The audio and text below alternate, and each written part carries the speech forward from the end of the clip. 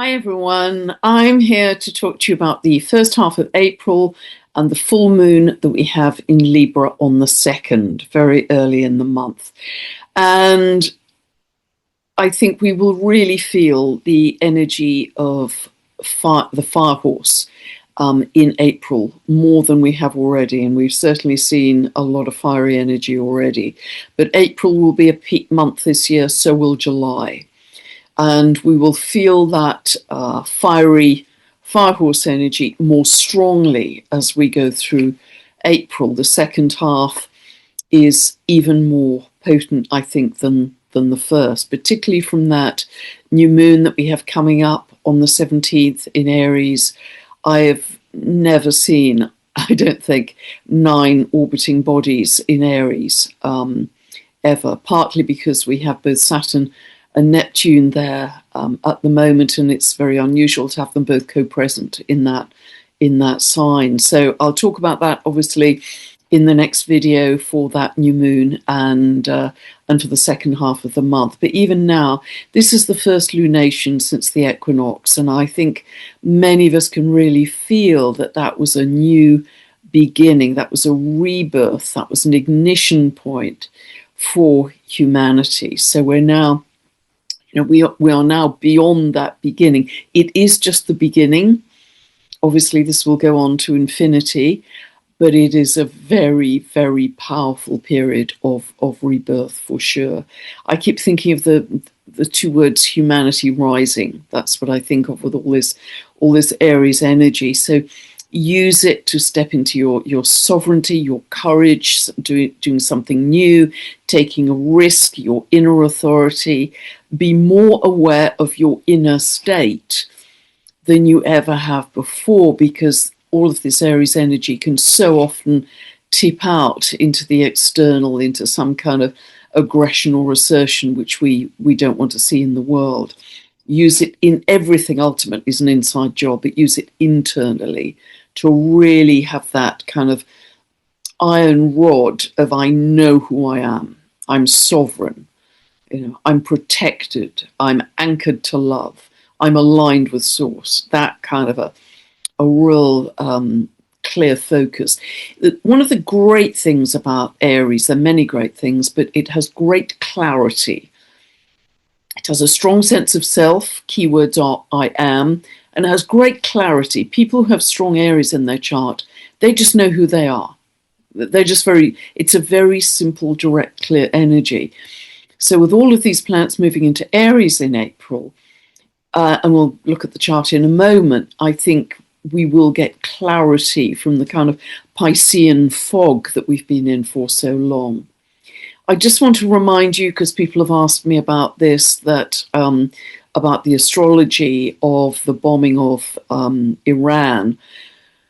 Very sadly, on the 27th, there was a very explosive combustible square between Uranus and Mars, and then on the 28th, Mars was exactly conjunct the solar eclipse degree of 28 of Aquarius, which had happened on the 17th of February. But it ignited all of that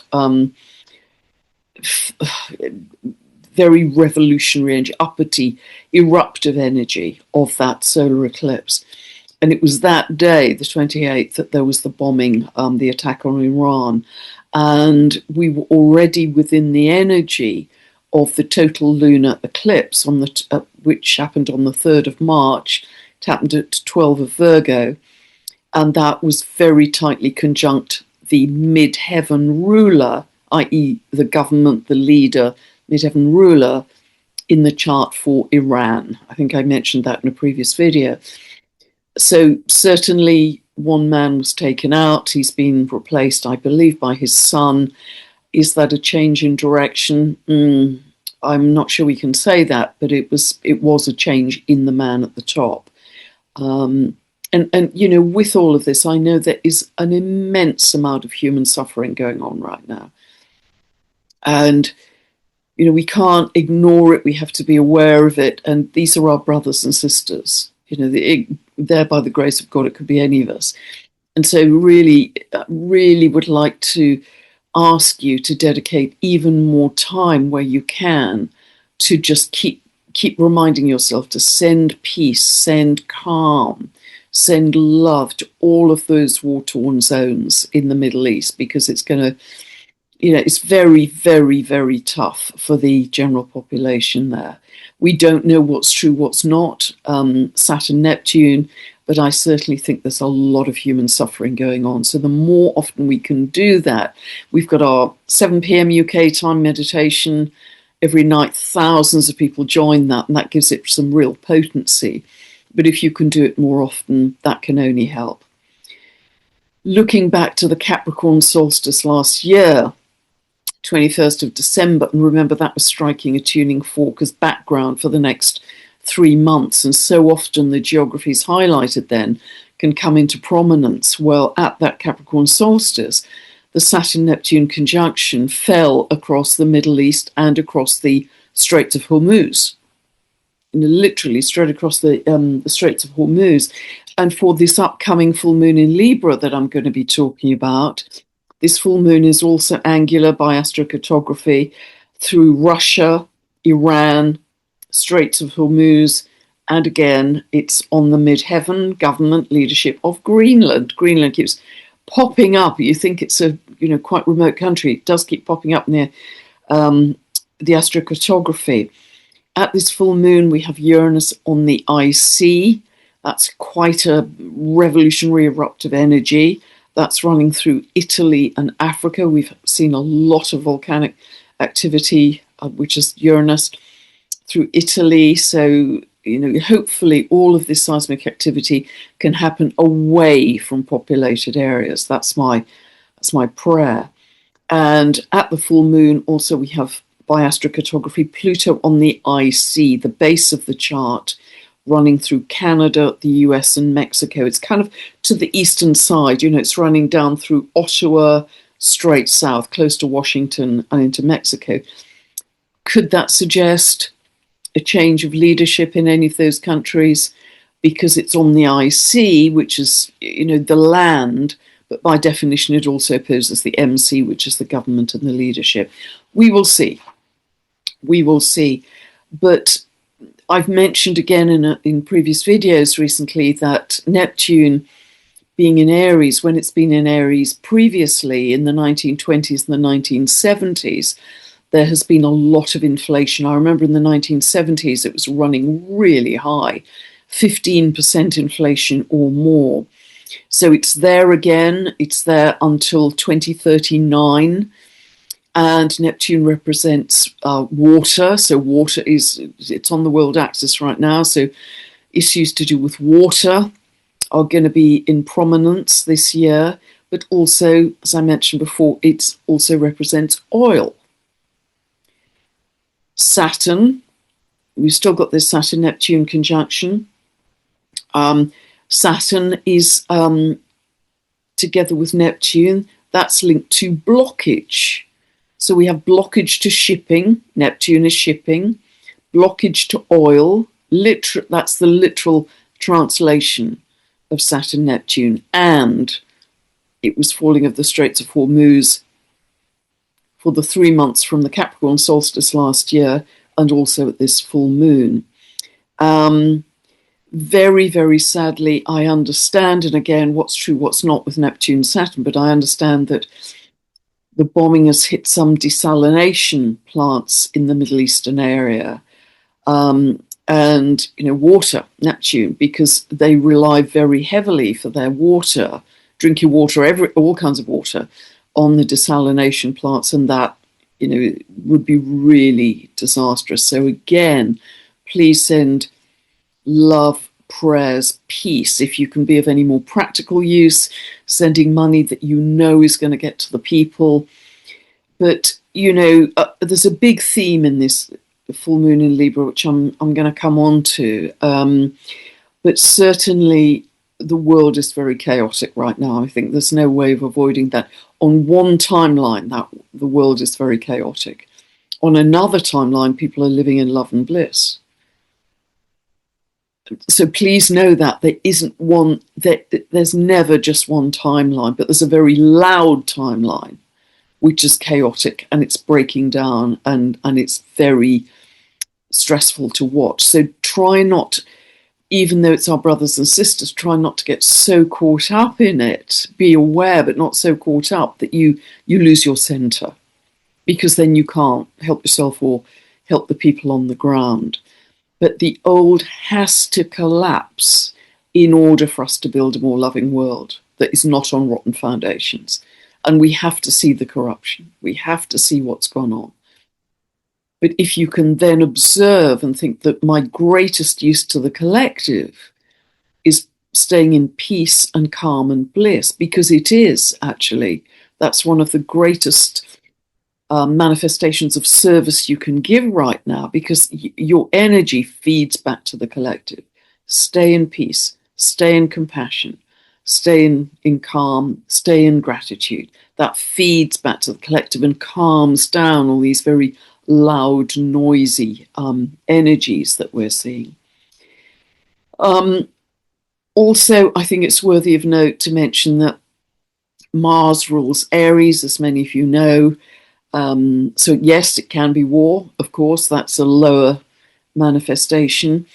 And Mars has about a 2-year cycle. It's moving back into its own sign of Aries on the 10th of April, and it will be conjunct Neptune at 2 degrees of Aries by then on the 12th of April. So this can manifest, yes, as more assertion, more war, more aggression, but it can also manifest as more you living more divine will, you living more courage, you're living more sovereignty, more authenticity. And yes, when Mars comes on to conjunct Neptune, it can be there's more aggression at sea, aggression over oil, aggression over water, misguided Neptune, aggression, misjudged. But it can also have a completely different expression of you dedicate some time to the local soup run or food bank, spiritual action, or you do more yoga, or you do more Tai Chi, or you do more meditation or breath work, spiritual action. You know, these planetary aspects are like multifaceted diamonds. You can hold exactly to the correct symbolism, and yet it can express in very, very different ways. Because as I say, there are many people who are living in a state of love and bliss in order to really make that higher timeline even more solid, so we can help to pull our brothers and sisters up from the distressing circumstances that we're in. If that isn't a really firmly established timeline, it's much harder for us to help. We have to be at that, I don't want to say higher because it isn't a hierarchy, just a timeline vibrating in love and compassion. Because if that's fully established, and I believe it already is, actually, we start to be able to pull up our brothers and sisters to a much better world and a much better reality. I hope this is making sense. It's worthy of note, and I've again mentioned this in recent videos, that for America, the IC of that American chart, 4th of July, 1776, Philadelphia, 10 past 5 in the afternoon, the base of the chart, the IC, is at 1 degree of Aries. That's where Neptune is right now, and it's going to be joined by Mars. 10th, 11th, 12th, a few days afterwards, they're both going to be there together. And so, yes, this could manifest as flooding. This could also manifest as, aggression within the country. I think we're seeing that already. But it can also, the opposite point of the IC is the MC. It can suggest, some confusion in the government, or more deception coming out from the government or by the government, or even a dissolution, an undermining, an erosion of the current government. So just know that all of these applications are symbolically correct, but they can manifest in different ways. And the way in which they manifest is determined by the collective consciousness, by us. We are half of the picture. We, as humanity, astrology is half the picture, roughly. we as humanity in our consciousness weave the manifestation. And again, that's something I've talked about a lot. So also we have from the 6th to the 26th of April, Uranus is at the anaretic degree, the very final degree of Taurus. And so when a planet is at the very final degree, and remember, Uranus has an 84-year cycle. Once it moves off that point into Gemini on the 26th of April, very different energy. It won't return there until the end of its next cycle. Just 76 years' time, something like that. So when it's at the anaretic degree, it can express in a more extreme way. So we may see, again, more seismic activity. Let us hope that that happens away from populated areas. A lot of the recent big volcanoes, 6+, have happened well away from populated areas because the Earth has to go through her own metamorphosis. But so far, it hasn't been hitting densely populated areas to such a degree. So it can be more seismic activity, more financial volatility. We're seeing a lot of that. More volatility in the crypto markets, digital Uranus, banking is linked to Taurus, currency is linked to Taurus, so we could be seeing a lot of that as well. I think banking is going to come under some strain, to put it mildly, this month. So, fire horse energy from the Aries equinox, which we've just been through, all planets are moving direct until May the 6th, when Pluto moves stationary retrograde. Also, once Uranus moves into Gemini on the 26th of April, all outer planets are in fire and air. None of them are in earth and water. Earth and water are slow in terms of how they manifest. Fire and air, you can just feel it super fast. So we have the year of the fire horse. We have a huge pileup of planets in Aries, which you'll see in a moment, even more so in the second half of the month. It's the year of the fire horse. It's a 1 year in numerology. All the planets are moving direct now until May the 6th. And as I say, they're in these air and fire signs. So there is you will feel the energy shift, I think, in April. It's dynamic and it's really fast, really fast. And so do remember internally the big slowdown, because it's going to be very easy to get caught up in events. And try and, if you can, I know there's so much going on in the world and we want to stay broadly aware, but try and avoid getting caught up in the, I think it was Tim Wilde who coined the wonderful phrase of going down the scroll hole, the doom scrolling of, oh my God, everything's hitting a wall, we're doomed. Well, it's not, because this was expected. This collapse of the old world was completely expected by ancient indigenous peoples, by the astrology, all of it. And it's uncomfortable for sure to live through, but we have to go through that breakdown to get to the breakthrough. And for many people, they've already broken through to a higher, more peaceful timeline. So do know that's available to you in any moment. You can just drop into your silence, your peace, your breath work, and it's a very different world in that. Turn inwards, as David Clements reminded us to do recently. So let us take a look at the chart for the full moon. Okay, so as always, this is set for England. This is where I live. Unless you live in England, please ignore the clock face, ignore the houses. But at a full moon, 12/21 of Libra, the sun and moon are always opposite each other.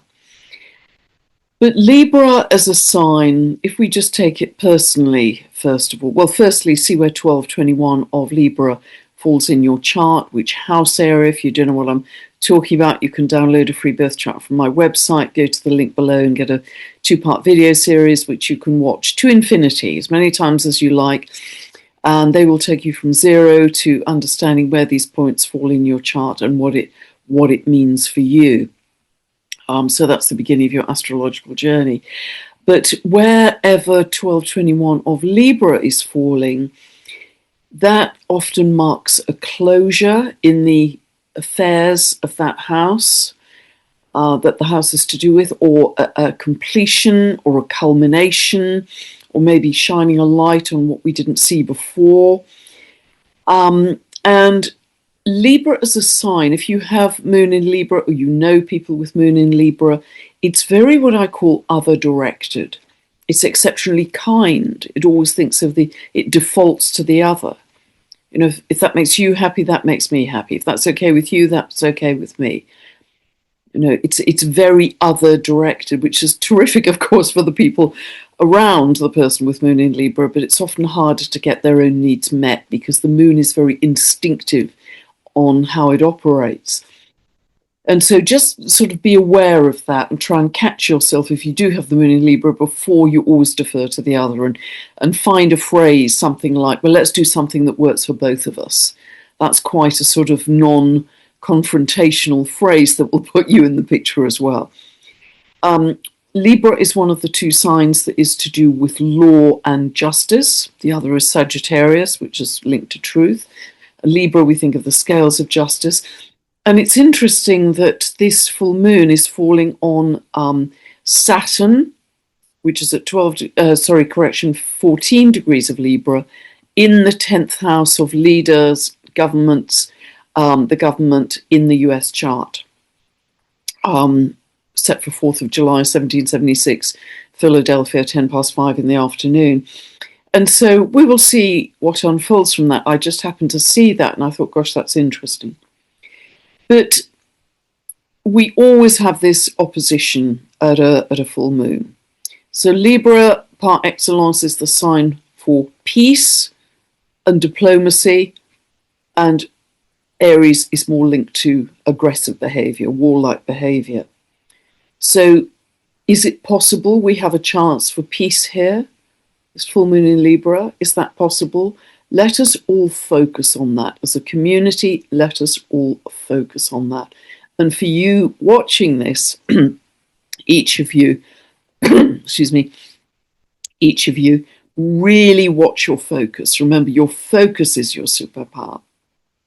Be very aware of where you're putting your focus.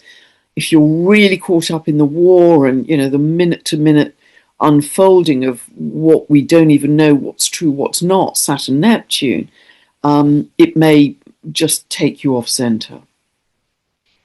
But I think all of this, as I was just saying, is making us very aware of what we absolutely don't want in our world. I mean, 99% of the world's population do not want this kind of human suffering. I think that would be a good guess. And I think the question that this full moon is asking is how far current leadership in the world is operating fairly, Libra, with equability, Libra, and with justice, Libra. Because I think we'd all give one very clear answer to that. So, you know, the kind of leadership, I think, is a big theme in this full moon in Libra chart. And that will drive us to thinking about, okay, well, if this isn't working, what kind of leadership do we actually want? So I think that's a really interesting aspect of this. Now, Libra is ruled by Venus. Venus is very strong in this chart because she's the ruler of this full moon. And she's also in another of her signs of rulership, which is Taurus. Remember, she rules Taurus and Libra. So she's very happy in Taurus.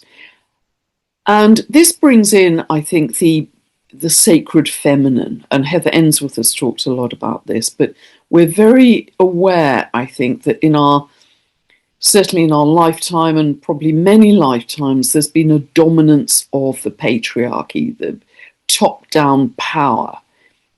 And now the sacred feminine, the divine feminine, is coming in more fully. And that's, I think, shown in this chart too. And with the divine feminine coming in more strongly, Divine feminine isn't about gender, it's a very yin energy, it's receptive, it's loving, it's inclusive, it's nurturing. I mean, beautifully expressed actually by Venus in Taurus. And so this is leading us back to Libra, balance, right relationship, harmony in ourselves, harmony with others, harmony with nature and the earth. And when we're in that balance of right relationship, divine masculine, divine feminine, it is much easier for us to be in coherence, in energetic coherence. If we're heavily in yang, that knocks us out of kilter, takes us off center. And so a big stepping stone to coherence is having the right balance of divine masculine and divine feminine. And this Venus in Taurus as the ruler of this full moon is beautiful. You know, this is loving nature, loving the beauty of the earth, all the colours. It is the sign most tuned in to the natural rhythms of the earth. You know, the beauty, the stillness, you can just sit in nature and tune in. People who have Venus, actually, or the moon in Taurus, they're usually very good at growing things. There's a kind of Empress in the Tarot fertility around it. And really making sure that the earth is in an optimum state, which currently Gaia isn't in an optimum state, but it's going through its own rebirth right now to sort that out. But you can get a deep inner sense of peace and stillness and coherence with that Venus in Taurus. It's really helpful for us. Also, the moon here is conjunct dwarf planet Makemake that I've talked about before, very linked to the creator god of Easter Island, the Rapa Nui people. And I've talked about this history, not just myth, but history of Easter Island before, how it was massively pillaged by the European sailors, and they brought disease, and they cut down the trees and really devastated Easter Island. And again, took it out of balance. But because the local people, and there are only 111 of them left at one point, understood the natural rhythms, they brought Easter Island back to health, and the ecosystems back to health. So back to balance, back to its natural right balance. So that reinforces that theme. So if we can get this balance right, I see Sun in Aries very much as the yang expression of energy, Moon in Libra very much as the yin, and they are in a T-square to Jupiter. So if we can get that balance right, we can achieve this sense of expansion, a kind of vast spaciousness that many of us are starting to tap into, this loving expansion of consciousness, which I think at this full moon is symbolized by Jupiter, within a degree of Sirius, where Sirius sits. And people are now talking about the Sirius portal that 3I activated as it passed by final flyby to Jupiter, the Sirius portal. And so this is more available to us. And I think I'm going to be talking to Susie Miller in a few days' time with her view, because she's very tuned into 3I Atlas about what actually happened there. But, what I'm really seeing is birthing a bigger, compassionate vision, visionary Jupiter. Jupiter is also very tightly trying to Mercury in Pisces, a bigger, compassionate vision where we're navigating with the heart and not with the mind. But here we actually have a cardinal grand cross, which you can see. It's very strong. And so this is, again, a very dynamic chart on top of everything I've been saying about the energy. So we have Moon conjunct Makemake. Down here we have the Sun conjunct Salacia, beautiful Salacia, the seashell here, mermaid energy, very connected to the the photonic light shimmering, moonlight and sunlight shimmering on the seas. I believe she's very connected to light language. When people spontaneously start to speak light language, it's either a transit to their natal Salacia or a transit by Salacia to a natal planet such as Mercury. And perhaps it's even one of the symbols we could use for the light body, actually, because she's so connected to light. And I just throw that out as a question as we're starting to explore the dwarf planets' mythology and symbolism a little more fully now and get a better understanding. They are square. This is very tight, this square. 11-12 of Libra, 11-12 of Aries, 12 Quawa at 12, Ixion at 9, and they're opposing Jupiter over here. So this is an operational Cardinal Grand Cross. So Quawa is talking about coming together in community. How do we create this new Earth? Well, we create it by embodying its frequency, more light, Salacia. But also this is coming together in community and getting our frequency high enough by singing and dancing and getting ourselves into joy to then set our intentions and manifest. An Ixion part of the picture, you'll remember the myth in the lower expression of the myth. He murdered his father-in-law. He was given a second chance by Zeus. He then tried to rape Zeus's wife Hera, and he was spun off on a burning wheel to eternity. So he has no remorse, no moral compunction at murdering people. And I'm sure you can understand the resonance in society at the moment. But it has another very positive expression of going beyond the mainstream. Fool in the tarot, whistling a happy tune, knapsack on his back, just exiting the system and going off to create a simpler, more joyful life that is beyond the system. I think this speaks volumes, actually, this Cardinal Grand Cross. So we also have other things to note here. We have Mars conjunct Nessus. The buck stops here, and I've talked about this mythology before. You can easily find the myth online, how it's very connected to...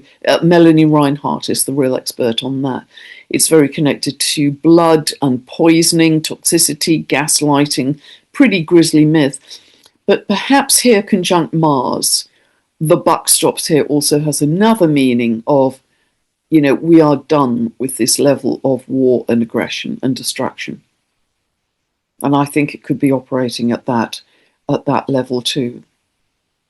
Now, with the Sun here still very much in conjunction with certainly Saturn and just about with Neptune, all of this Aries energy here is about spirit. You could read it as spiritual activism, particularly with Eris here. Remember the myth of Eris, sister of Mars, created mayhem at the wedding. Because she was the only one who wasn't invited, turned up anyway, threw a golden apple into the group of goddesses and said, "For the fairest," and they all fought amongst themselves, which was allegedly the cause of the Trojan War. But she, with Chiron here, 25 of Aries, feeling excluded, feeling on the periphery, feeling like the victim, in a quindecile to this full moon. A very urgent, obsessive, insistent, we need more fairness, we need more justice, we need more balance. Every voice needs to be heard. And in addition, you've got Uranus here, sesquiquadrate 135 degrees to the moon. Same kind of message, revolution. Revolution by the people in order to achieve greater balance, fairness, total social inclusion. So, again, some very clear messages. The other thing I think is important to point out is Pluto is square to Venus here. And yes, of course, that can create, because it's in Taurus, that can create all kinds of volatility in banking, stock markets, in currency values, etc., etc. Digitization comes in because of the Aquarius side as well.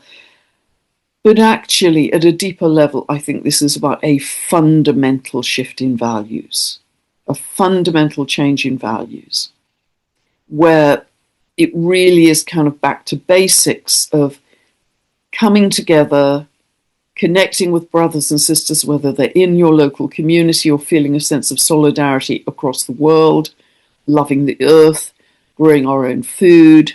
I think there's a real kind of back to basics, fundamental change of values that are coming, because it's in Taurus, and Taurus is about the simple, getting back to basics, the simple. It's also about food production, growing your own food, agriculture. Uranus is about to tip into Gemini, as I said, on the 26th. But it's really going to be from the 6th, we're at the 2nd here, but from the 6th to the 26th, as I mentioned earlier, it's going to be at 29 degrees of Taurus. All the things I mentioned earlier will apply. So for the Sabian symbol, you have to move up to the next sign.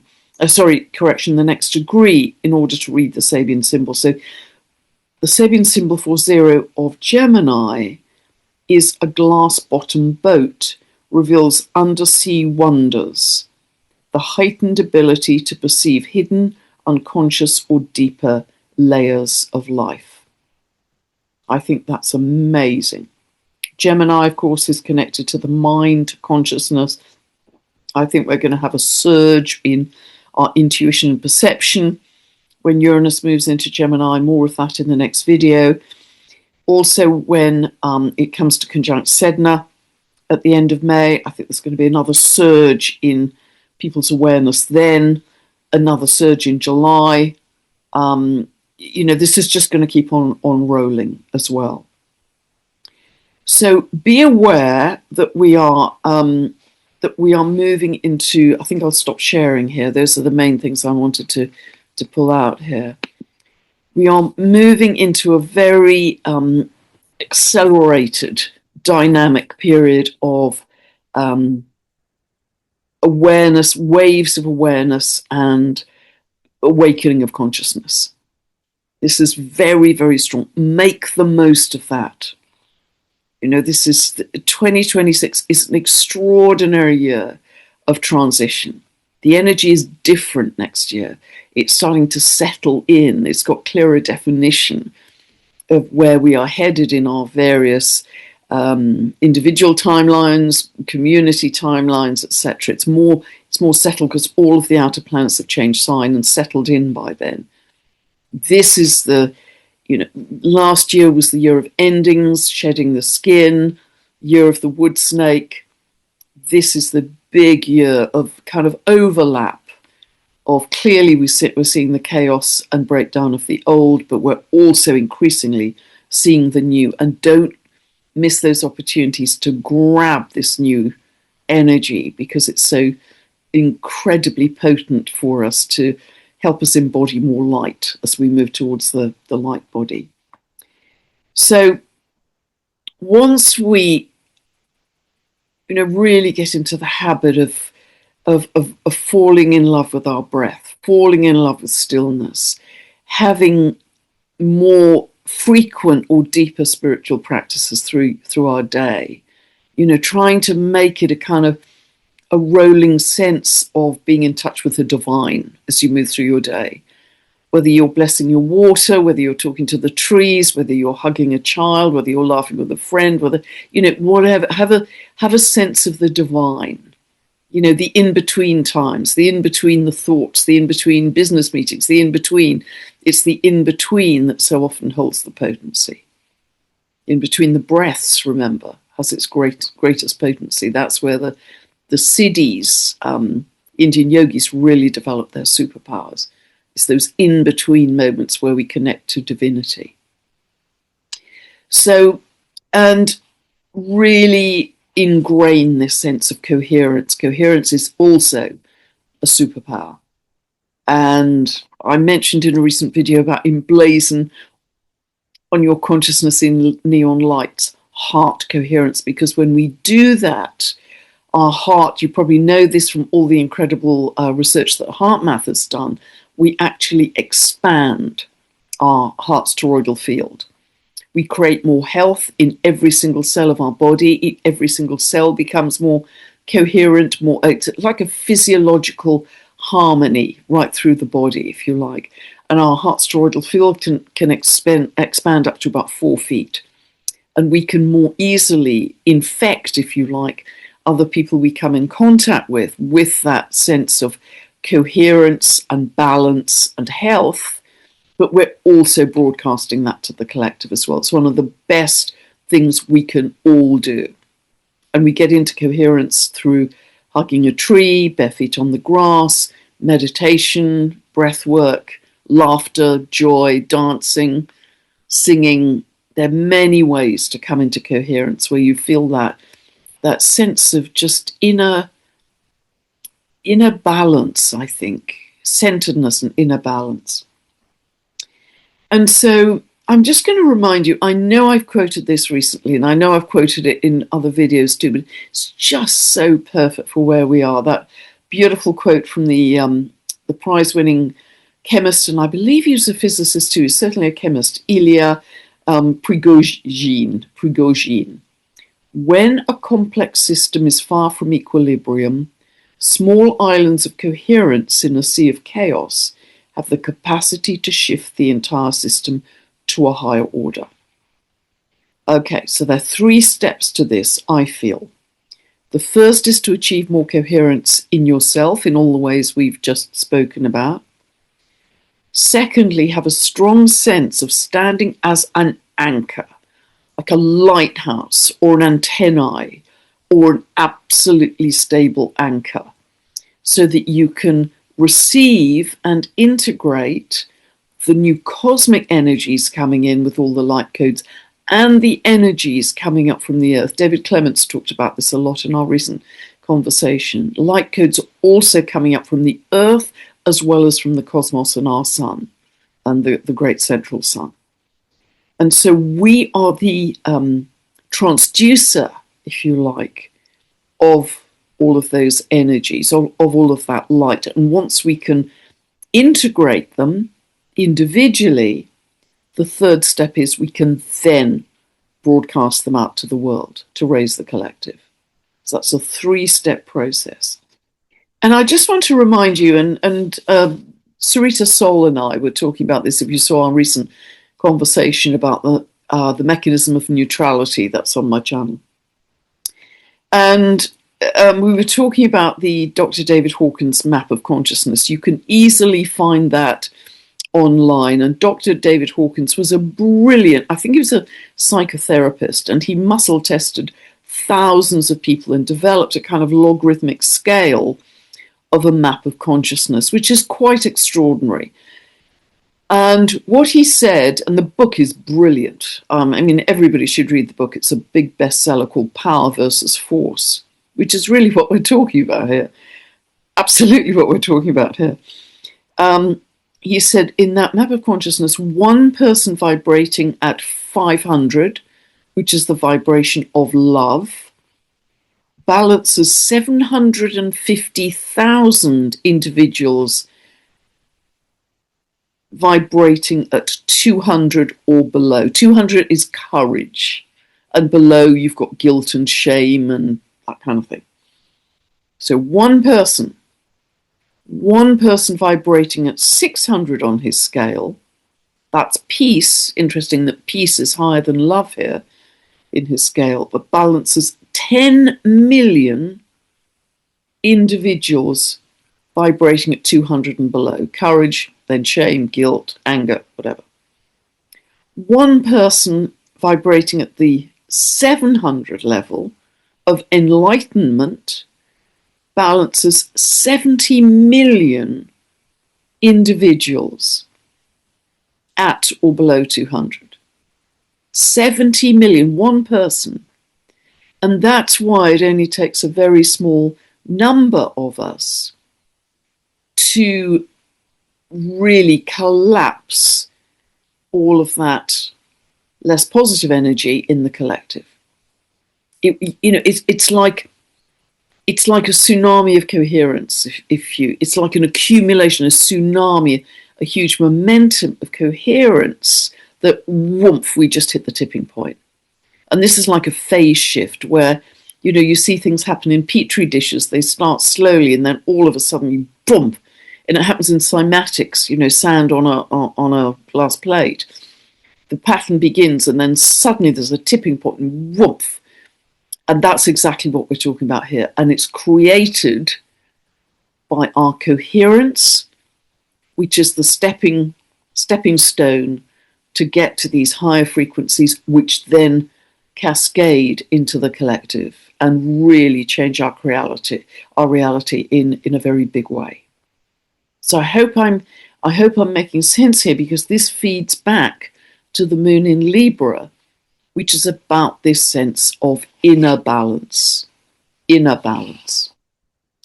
And so, just coming back to this theme of leadership,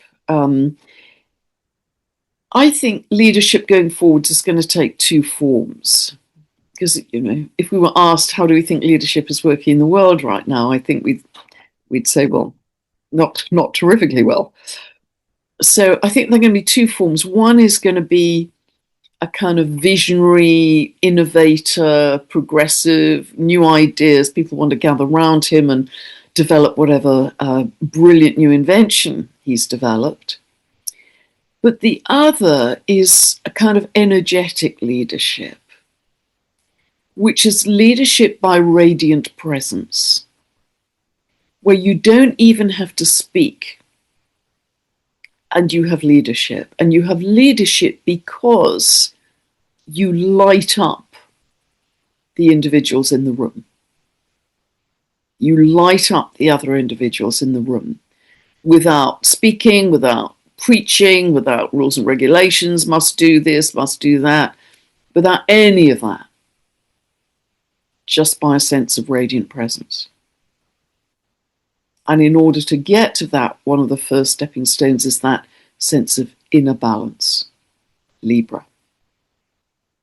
So I think this is really a fascinating full moon in Libra. Really be aware of the building dynamic firehorse energies this month. It's going to be probably the most dynamic, I think, month this year. There's so much fire energy. Aries is primal fire. We may see a lot of fire. I hope that's not the case. Use it as the fire in your heart and the fire in your belly to be a spiritual activist. But these are strong times. These are very big times where we can make quantum leaps in our evolution individually and collectively. So I hope that's helped you. Lot in there today, and I'll be back very soon in a few days' time with a lovely conversation with Susie Miller. God bless. Bye for now.